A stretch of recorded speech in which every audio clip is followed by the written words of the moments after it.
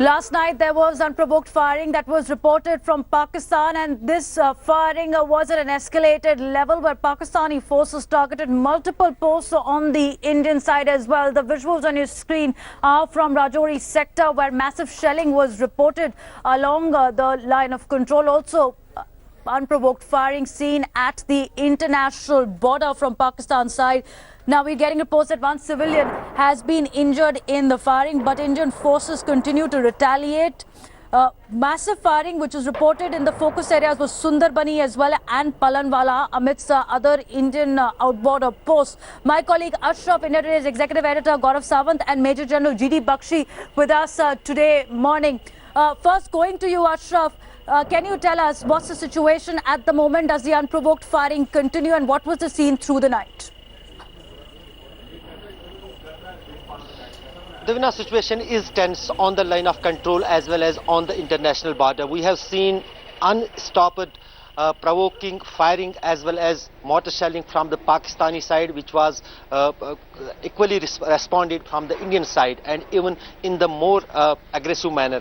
That is why the tension is escalating on the international border as well as on the line of control.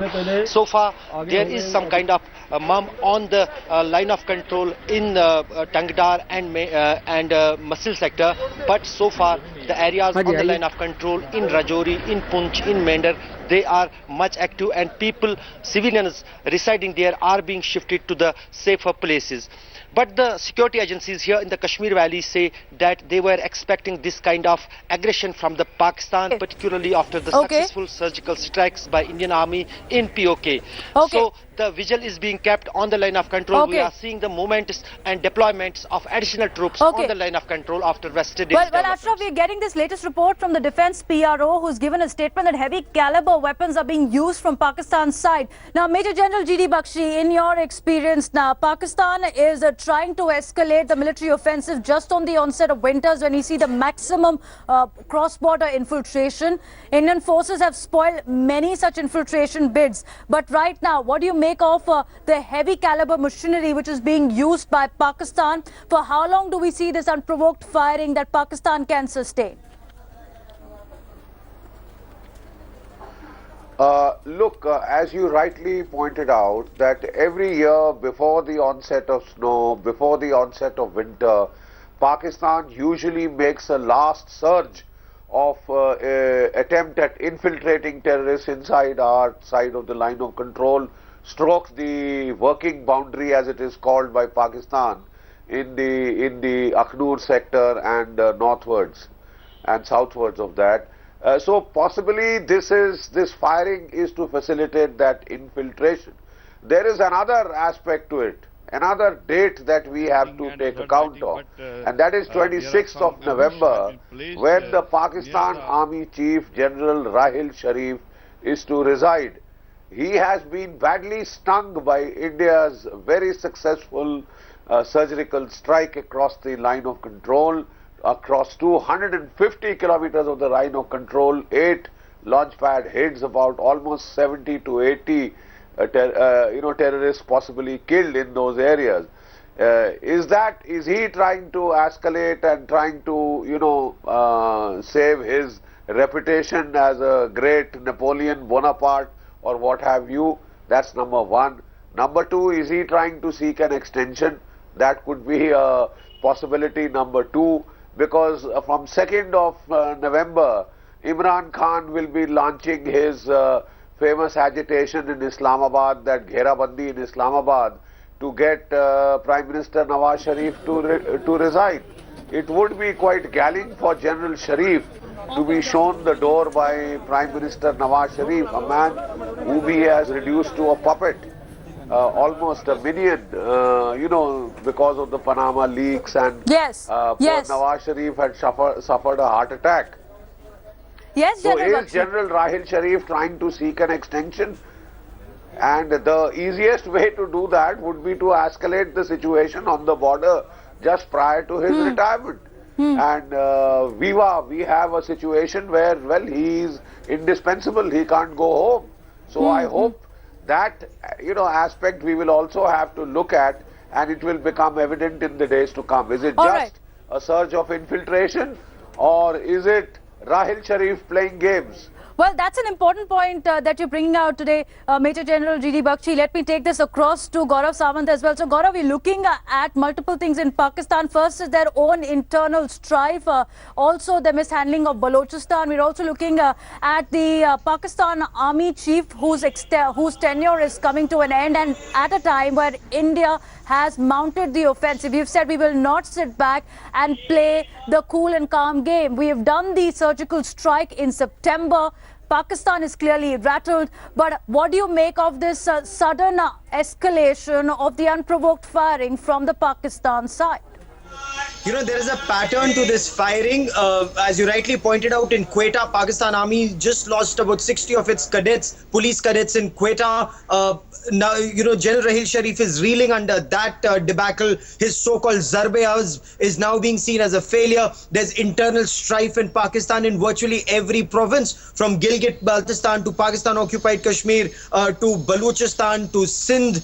There is trouble everywhere, and that trouble could well come into Pakistan's Punjab, and that is a nightmare for them. Politically, there's a nightmare for Nawaz Sharif with Imran Khan breathing down his neck. So the only glue that binds Pakistan together is India, tension along the LoC, and that's exactly what Pakistan appears to be doing, apart from Rahil Sharif seeking an extension or trying not to go out in this in this disastrous manner where there is disaster in Balochistan and where there is India's surgical strike along the line of control, where at least 50 terrorists and Pakistan Army regulars and those who train terrorists were killed in the strike. So yesterday it wasn't an infiltration attempt. My sources in army are telling me that these terrorists or the border action teams with commandos, they tried to raid posts in 3 different locations. They tried to do that in Tangdhar, they tried to do that in Sundarbani, they tried to do that in another sector in Nowshera, where they fired rockets into Indian posts. But since the army was alert, all these attacks were beaten back. Pakistan Army again suffered casualties, and that is why resorting to use of heavy caliber weapons, 120 mm mortars, that's a weapon of war. That is what is being used at this point of time by Pakistan Army, according to the military spokesperson. You heard him yourself. And this goes on to show that while there's an escalation from Pakistani side, there's a bigger game plan. In the next 1 month, that is what India should expect. 1 month security stepped up, but what Gaurav, you're saying is that this is not the routine ceasefire violation. This is an escalation that we're seeing, an escalation for a standoff that is imminent in the next 1 month as Pakistan remains defiant at the border. Well, let's take a look at how yesterday these heavy firing and shelling were reported. Heavy caliber weapon that's been pointed out by Gaurav. 120 mortar shells were also seen coming from the Pakistan's side. You can see these visuals that are coming in through the morning as well, that how Indian forces who are on strict vigil have found out remnants of the shell as well, and also marks which have been left by the heavy caliber machinery that was used by Pakistan. Take a listen in to these visuals that have come in from the border, where you can see the heavy firing, and listen in to the heavy caliber weapon that have been used by Pakistan.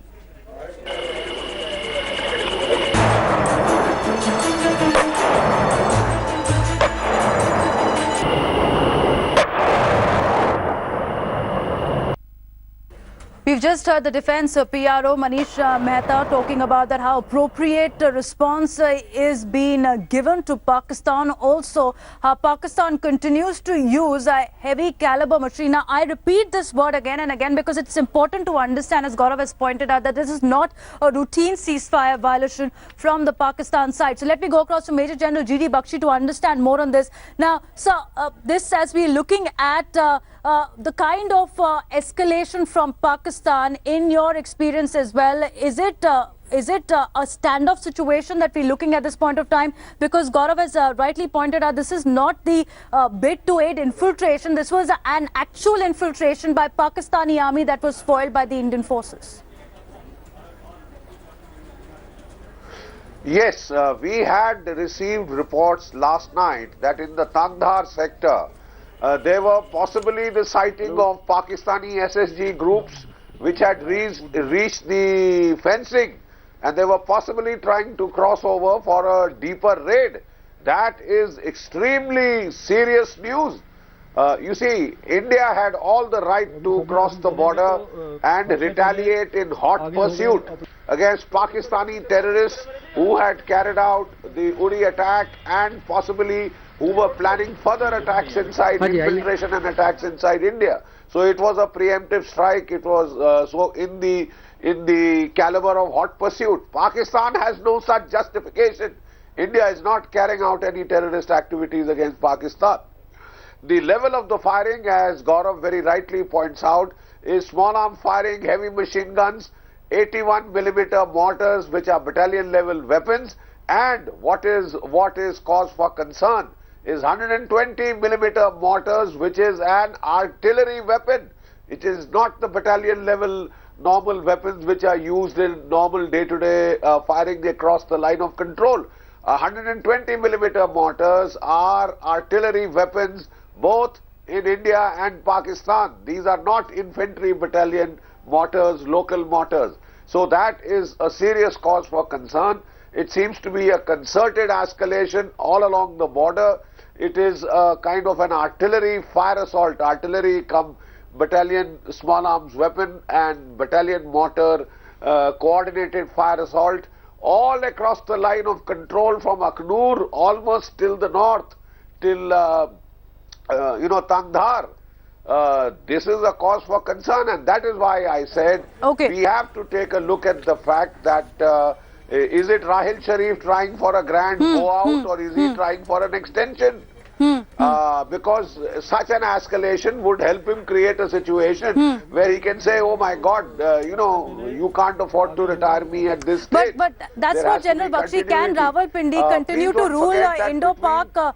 Can Rawalpindi continue to rule Indo-Pak relations as well? Because what you're saying is completely right. It's a puppet government in Pakistan, and the world is aware of it. And the way Rahil Sharif has been playing cards to ensure there's a diversionary tactics also from their internal strife is completely evident, with Pakistan resorting to the escalation of situation. Now we're getting the reports that Nowshera is this place, sector where the firing has escalated. Let's take our viewers through once again the posts which were targeted yesterday by the Pakistani troops. You had Tangdar, Pooch, Rajouri, Arnia, Aknoor, Arispura, Hiranagar, Samba and Kathua. These are the major areas where unprovoked ceasefiring was reported. According to reports coming in, Nowshera sector is where the ceasefire violation and the unprovoked firing has escalated. Uri and Tangdar have been looking at an uneasy calm this morning. Mendar again where the firing continues, and Arispura is where again uneasy calm prevails. Let me go across to Ashraf as well, who is on the ground. So Ashraf, can you take us through the sectors as we're getting these reports where right now we're looking at a calmer situation and where situation continues to build up? Davina, as Gaurav as well as the Major General Bakshi was mentioning about this whole tension is escalating. It started from Uri when there was a terror attack, then it was retaliated by the Indian Army in POK by successful surgical strikes. Then this thing was expected that there would be some kind of response from the Pakistani side, for which already the Indian Army on the line of control was prepared. But yesterday, what we saw, it was the first time after the surgical strikes where the Pakistani BATs, border action teams, tried to target a particular post in Tangdar, in which one Jawan got martyred and another got injured. But after that, the preparedness of the army was already at high, but we are seeing some additional movements of the helicopters here in the Kashmir Valley. Probably some special forces are being sent towards these sensitive posts on the line of control, which includes Tangdar as well as Keran and the Matsil sector. These are the sectors where these kinds of operations earlier had been carried out by the Pakistan, and they were responded equally by the Indian side. So if some kind of attempt has been done in Tangdar so far, which has not been confirmed by the Indian Army here in the Kashmir, they say whether they believe it was an infiltration bid or a bad operation from the Pakistani side. But if they confirm that it is so, naturally there will be a kind of same operation from the Indian side. But as now the things had changed from the small arms on the line of control, the ceasefire violations are now took place by the heavy mortar shells, and that is something concerning, and probably in coming days we can see some more tension on the borders. There will be firing from the Pakistani side, which is equally being responded even in the more power from the Indian side. So that means the coming days are the tense in well, next 72 hours. Next 72 hours is what the intel sources have told India today are going to be crucial. Major General G.D. Bakshi, thank you for joining us. Ashraf and Gaurav, be with us because we're getting more breaking news at this point of time. Have to take a very short break, but this is the news that we'll get you after the break. That more details are raveling from the spy racket. A massive hunt launched to nab the spy who was aided by the Indians as well. You have Shoaib, who's the Indian who's aided the spy, is what we're given to understand at this point of time. Taking a short break, coming right back.